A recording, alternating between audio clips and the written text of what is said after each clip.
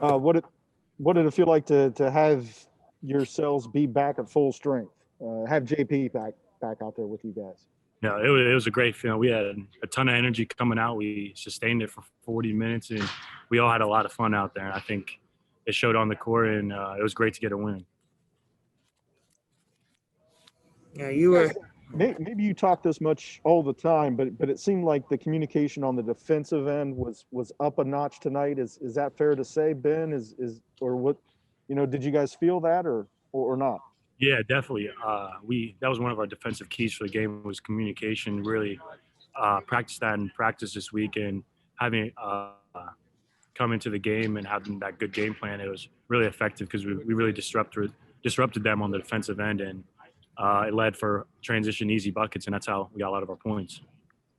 Yeah, speaking of that, you had 25 off of turnovers. Just how do you guys go from defense to offense so fluidly?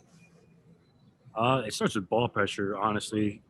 When you have good ball pressure, they disrupt them in offense, and then we're taught to sprint the floor, run to the corners, and that really spaces it out. And then when you got guys like me and Mark, who great ball handlers, get downhill, it makes it a lot easier for all of us. And yeah. What does it do to an offense when you're able to disrupt them and then immediately make them pay for it? It kind of deflates them because then once we get stops on defense of running back, they're not set defensively, and it's hard to guard us when we have everyone can shoot, and then definitely with just JP running the point and doing what he does, it's a big help for us.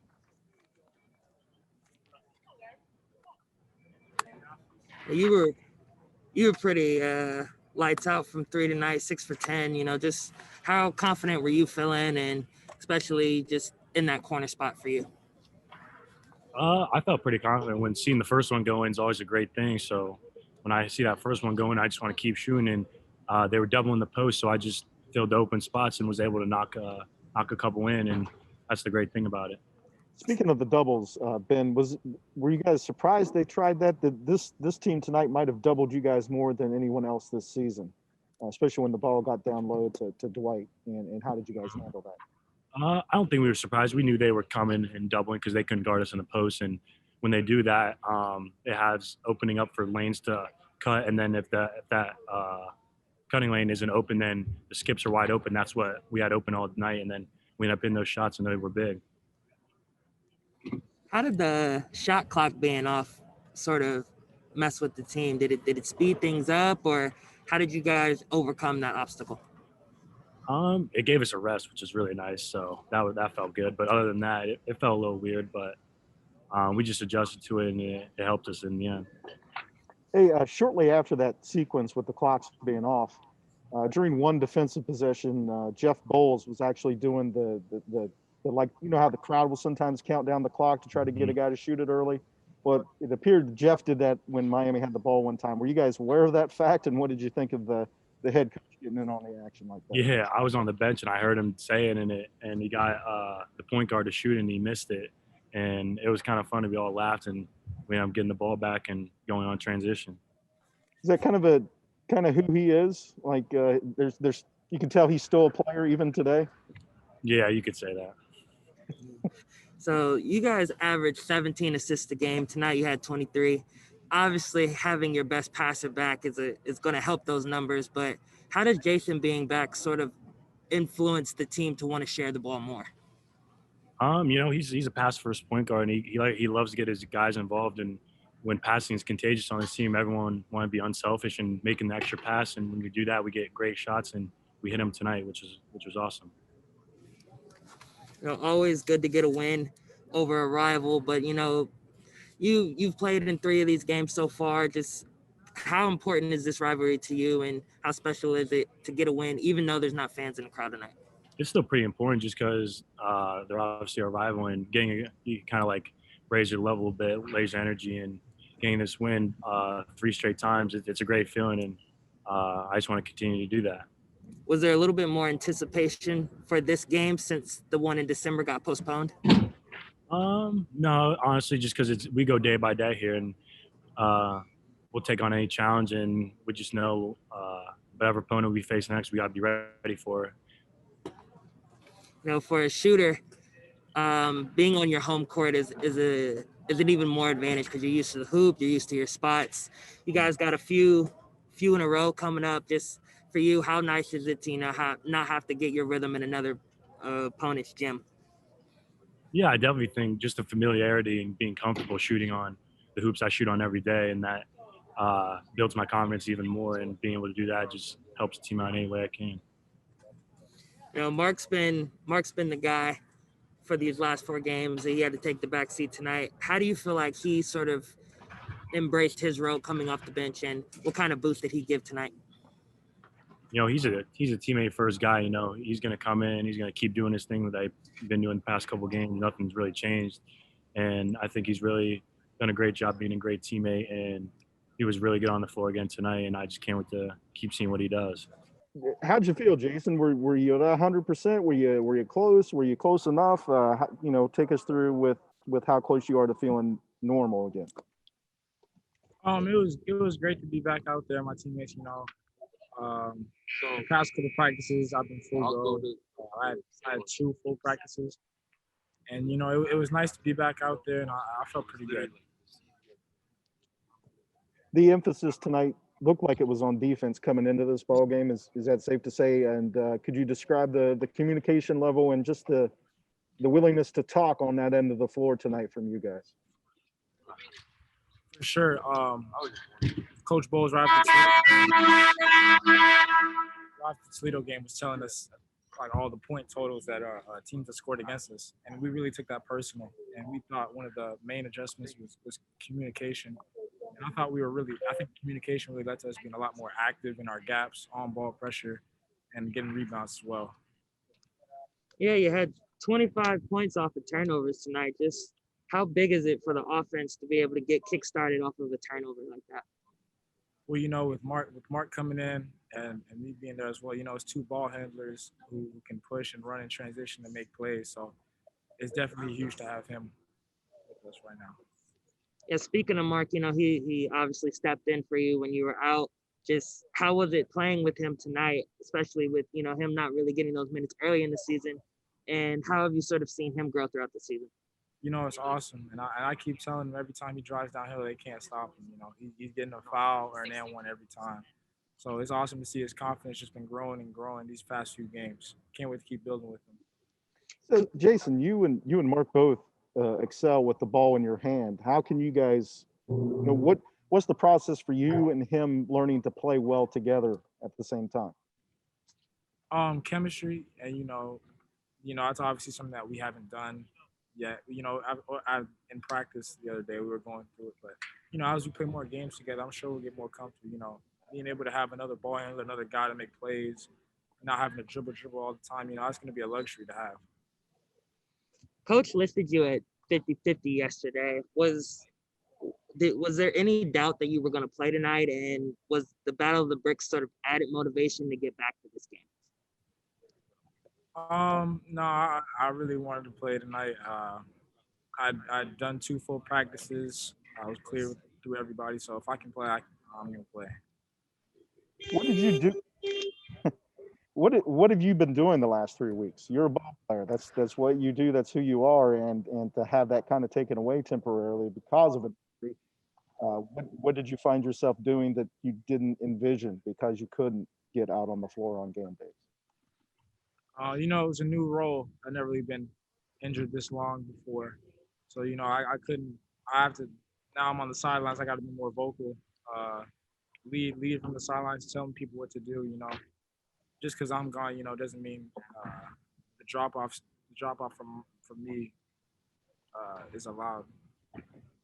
Did you learn anything specific? Did you go back and do a real deep dive into film? Did just being off the floor and watching things develop, did that help you any kind of tangible way? Oh yeah, most definitely. I love watching. I always love watching basketball, watching film. When you're on the bench, you start to pick up tendencies of your teammates, where they like the ball, when they like the ball. I'm big on timing and when to pass, and you see where your teammates really like the ball. You were able to come in and give a spike in the assist category tonight. Just how do you feel like you being on the court sort of influences everybody to want to share the ball a little bit more? I can't really say it was all me. When I was out, I think we were still. Mark was doing a great job with dicing it up in there and getting assists. Uh, I think just adding me, I'm a pass first. I like to get my teammates involved. You add that with what we already had, then it's going to be a little bit more than what we had before. There's one play in particular in the second half where you go behind the back to Dwight and he goes up and gets a big dunk. What did you see on that play that led to the dunk happening? We drew it up in the timeout, and I knew the short roll was going to be there because of the way they've been playing ball screen. So I told him to be ready coming out of the play. And we had Mark coming out of the stagger there. So I told DJ to be ready coming off. They'll fall for the dummy action, and it worked. This had to be weird for everybody, but especially you being the point guard. Just how awkward was it not having the shot clock tonight? We still had the scoreboard and everything, so and Coach Boals and everyone was calling it for us. But it was certainly an adjustment. But you move on, you keep playing. It says how Jason looked in his first game back in a few weeks. Yeah, I thought he did a phenomenal job. I know he got tired, especially at the end, and it'll probably take a couple, games to get his wind back to where it was. He's a high motor guy, but just awesome seeing him out there, and he makes the game a lot easier for everybody. And I thought he played really well. It was obvious that you guys really tried to dial in on the defensive end since Friday night at Toledo, and I thought your communication was pretty darn good on that side of the floor. What did you think, and how well did your players kind of execute what you guys have been doing over the last few days? Yeah, I think that's the biggest thing, Jason, is the carryover from last game, and even the more importantly, the film session we had after the game to today. And the defensive effort was there, the communication was there, the gaps were there, and that's what we got to continue to do. I mean, I told our guys we were dead last in the MAC in defense, and in order to win a championship, you got to defend and rebound, and execute in the half court. And I thought we did all three very well tonight. Pretty unselfish play tonight. Obviously, having your best passer back is going to, improve that. But how do you feel like Jason being back in the lineup sort of influences everybody else to want to share the ball? Yeah, it's contagious, JL. I think, the first half we throw the ball inside, and, we knew they were going to double team. And, we got the ball out pretty good and made that extra pass to, Ben Roderick in the corner. And I think anytime, I think the first half we had 14 assists on 16 baskets, 23 assists for 31. It's one thing we do really well, share the ball. And, JP is a big part of that. You had sort of I don't want to say second team unit out in the first half, but what did you think of that lineup of Mark, Miles, Reefin, that lineup? Yeah, I think the guys off the bench did a really good job. A couple of them didn't play a whole lot, but I liked Reifin's shots. He got the ball right to the basket, made the one. Mason hit a big three. Colin Granger had a big bucket, and Miles Brown played some phenomenal defense, especially late. And then Mark Sears, in 19 minutes, 9 points, 7 rebounds, 4 assists, no turnovers. That's something we have not had off the bench. That now with JP back, you got a guy who can make plays, and it's going to evolve even more so, heading forward. Yeah, speaking of Mark, there was a lineup you had. It was small. It was Jason, Sears, B-Rod. It was a small ball lineup. What did you like out of that lineup, and how nice is it to have 5 shooters on the court at one time? Yeah, it's something we really haven't done a whole lot, and I think with Ben Vanderplas at the 5, gives you an inside-out matchup against their 5, and even defensively, you got 4 guards out there who can guard multiple positions, and I thought that at the end of the first half, when we closed the last 4 minutes, that was huge. Those guys, being out there and making plays, and I think we went on a 9-0 run or something late, to make it, what it was at halftime, 9-point lead. Coach, speaking of Ben Vanderplas, he had 15, 8, and 7. Would you say this is one of his better performances of the season? Yeah, I think he's he struggled a little bit shooting the ball lately, and he's such a cerebral kid. and he puts the time and effort in. He gets extra reps up, watches tape, and it was a matter of time for him to be able to, come out and hit those shots. When he's hitting those shots, we're a completely different team. And, we didn't get the ball in the post as much as we wanted because they were double teaming. But I think even him catching the ball on the perimeter, he can put the ball down on the floor, make plays off the bounce. And, he was really big tonight. Jeff, what are you doing as the head coach, calling out the shot clock like you're still in the student section? That happened at least once there in the second half after the clocks went down. I must have read the wrong clock, but this is one of those games. You really miss the students and the fans. The rivalry game like this, and I think this has happened twice now to us where we've had clock troubles. It never happens during practice. Only during games. And I think they asked Jack, if he wanted to turn both clocks off since they were facing, the clock with no time on it, which I was fine either way.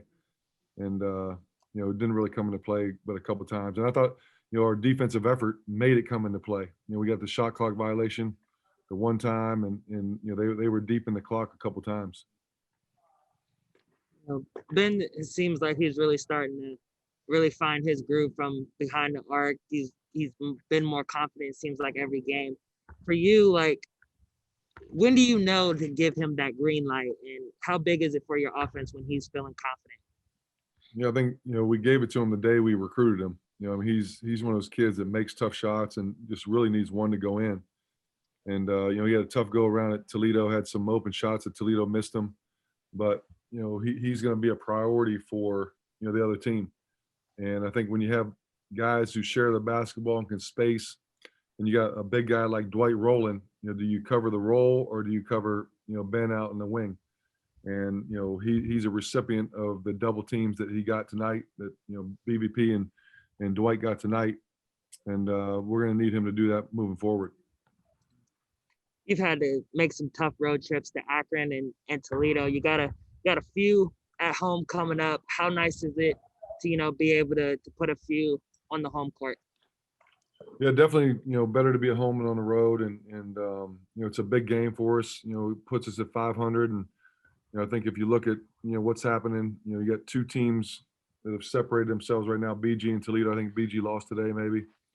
But the biggest thing is we got to keep controlling what we do. And, not worry about other teams. And Kent State is playing well. It's high-powered offense. I saw him play against Toledo, 2 games ago. Pippin's always a handful. So, we got to protect home court. Coach, obviously, you weren't allowed to have like a huge crowd in here, but the women's basketball team, the volleyball team, and I believe the swim and dive team came here to cheer you on. How special is it to kind of have that support from the rest of the athletic department? Yeah, really awesome. And it was awesome to see them. Those young ladies work really hard. And I think if you look at it, Brian, what these young people are doing now with the COVID, like they have no social life. They're coming to practice, they're going back to the dorm, back to the apartments. And I think for them to get out and, get away for a couple hours and see us play is good for everybody. And I saw them up there cheering and clapping. And when that timeout was going on, that long timeout, we had a little Miami OU bench cheering rah-rah going, and they were into it as well. Coach, there was one point about the 3-minute mark of the second half. You got really excited after play. What was that a defensive play that you were reacting to? Yeah, it was a shot clock violation. And, our rotations were really good, and on-ball defense is really good. Our communication was really good. And, when you get something like that, man, you got to celebrate them. And I think the excitement and energy level of our guys, we got to celebrate those type of plays. I'm normally an energetic guy anyway. Coach, you really talked about how defense is really important to you guys developing right now. And it seems like the guys really won the turnover battle today. 25 points off of forced turnovers against Miami. How important is winning the turnover battle to the defense, and how are the guys really developing it now? Yeah, I think one of our best offenses is transition. I think we make good decisions for the most part and get some good looks. And there's two ways you do that, right? You get turnovers and live ball turnovers, turn them into points, and then you get defensive stops. And the couple games that we've lost, we have not had those transition points because we weren't getting stops. And I think our activity on the ball was big, our gaps were big, which allowed us to create some turnovers. And they only had 13 of them, but to get 25 points off of those 13, that's huge. It seems like transition is something that chemistry would be a really big part of, when to keep it, when to dish it. Do you feel like Jason being back in the lineup sort of helped that chemistry tonight?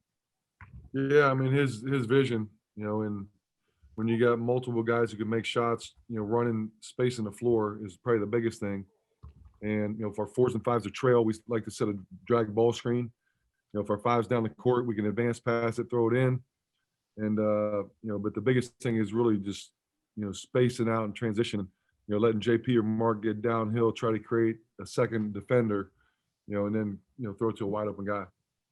When the shot clock went down, you obviously got a really long break. Just as a coach, what do you do with that extra time? How do you use it? What do you harp on when you have a long time to really convene with your team? Yeah, I mean, I forget when it came, but it was good because it was extended break for our guys. Any extra rest those guys can get.